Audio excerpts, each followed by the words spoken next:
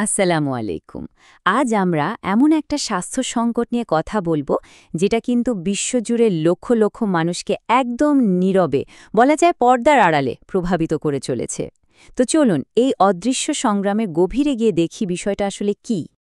আচ্ছা, এমন কোনো অদৃশ্য হুমকি আছে যেটা প্রতিদিন লক্ষ লক্ষ মানুষের জীবনকে প্রভাবিত করছে?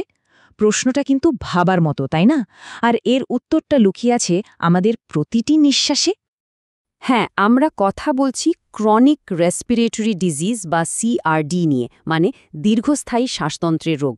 সহজ করে বললে এগুলো হলো ফুসফুসের শ্বাসনালী আর অন্যান্য অংশকে আক্রমণ করে এমন কিছু রোগ যা একবার হলে সহজে সারে না। আর ভাববেন না এটা কোনো ছোটখাটো ব্যাপার। বিশ্ব স্বাস্থ্য সংস্থার মতে বিশ্বজুড়ে অসুস্থতা আর মৃত্যুর একটা অন্যতম প্রধান কারণই হলো এই রোগগুলো। বিশেষ করে এর ভয়াবহতা অনেক বেশি নিম্ন আর মধ্যম আয়ের দেশগুলোতে। তো আজকের আলোচনায় আমরা কি বিষয় নিয়ে কথা বলবো তার একটা ছোট্ট ম্যাপ দেখে নেওয়া যাক। প্রথমে আমরা বোঝার চেষ্টা করব এই রোগগুলো আসলে কি। এরপর দেখব এর বিভিন্ন ধরন, লক্ষণ আর কি ঝুঁকি আছে। তারপর আমরা এর বিশ্বব্যাপী প্রভাবটা দেখব, যা সত্যি চমকে দেওয়ার মতো। আর সবশেষে আমরা সমাধান নিয়েও কথা বলবো, মানে কিভাবে প্রতিরোধ করা যায় আর বিশ্বজুড়ে কী ধরনের পদক্ষেপ নেওয়া হচ্ছে।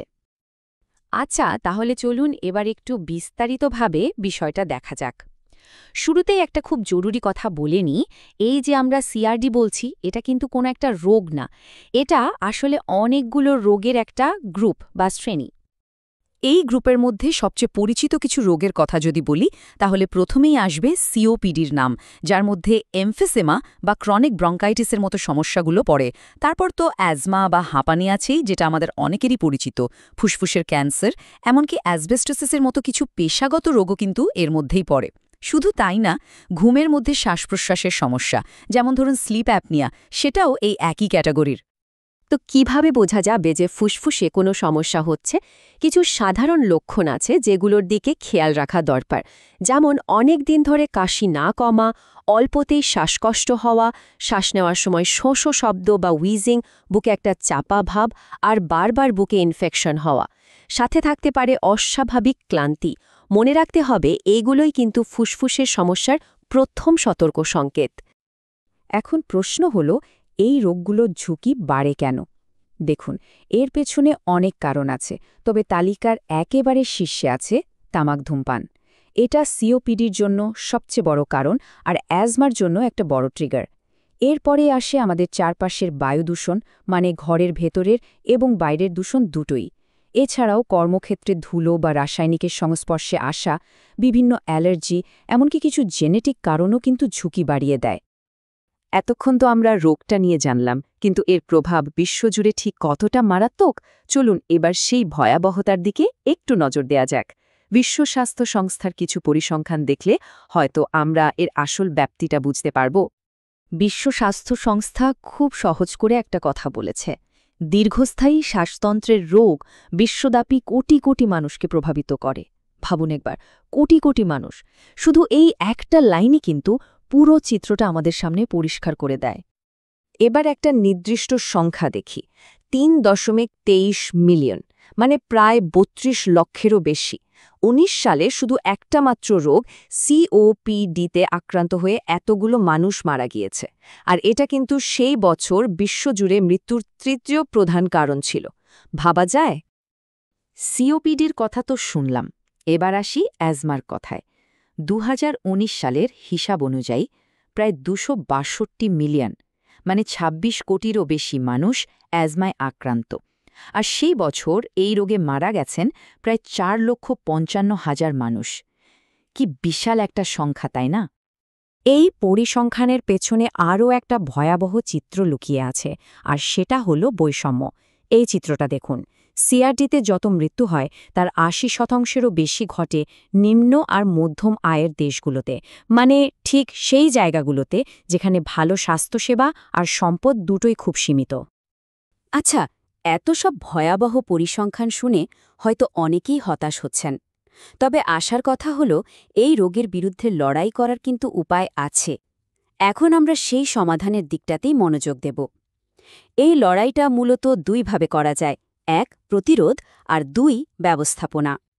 প্রতিরোধের কথা যদি বলি তাহলে সবচেয়ে জরুরি হলো ধূমপান ছেড়ে দেওয়া, বায়ু দূষণ থেকে নিজেকে বাঁচানো, কর্মক্ষেত্রে নিরাপত্তা নিশ্চিত করা আর ছোটবেলার টিকাগুলো ঠিকঠাক দেওয়া।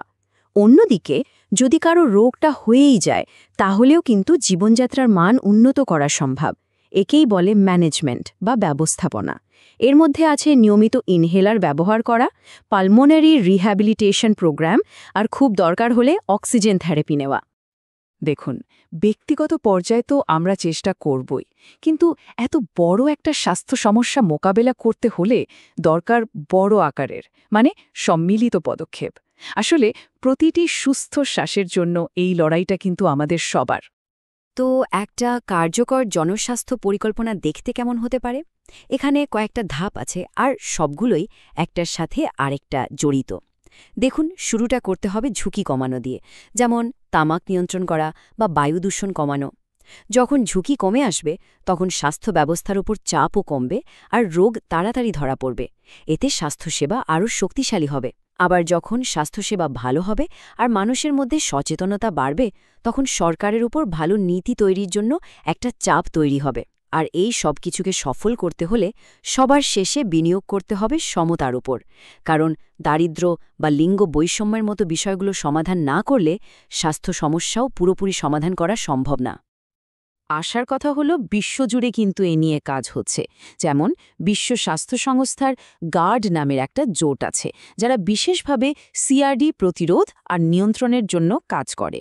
শুধু তাই নয়, আরও বড় পরিসরে 2025 সালের মধ্যে অসংক্রামক রোগে অকাল মৃত্যু 25% কমানোর মতো বড় লক্ষ্যও কিন্তু ঠিক করা হয়েছে। তার মানে চেষ্টা চলছে। তাহলে সবশেষে এটাই বলতে হয়, সুস্থভাবে শ্বাস নেওয়ার এই লড়াইটা কিন্তু কোনো একক দেশের বা ব্যক্তির নয়, এটা সারা বিশ্বের। আর এখানেই একটা বড় প্রশ্ন চলে আসে, আমরা যে বাতাসে শ্বাস নিই তার মান কেমন হবে? এটা কি আসলেই আমাদের পছন্দের উপর নির্ভর করে? এই প্রশ্নটা কিন্তু আমাদের ভাবতে বাধ্য করে যে পরিবেশ নিয়ে আমাদের সিদ্ধান্ত, আমাদের সম্মিলিত পদক্ষেপ আর আমাদের ব্যক্তিগত স্বাস্থ্য, এই সব কিছু আসলে কতটা গভীরভাবে একে অপরের সাথে জড়িত।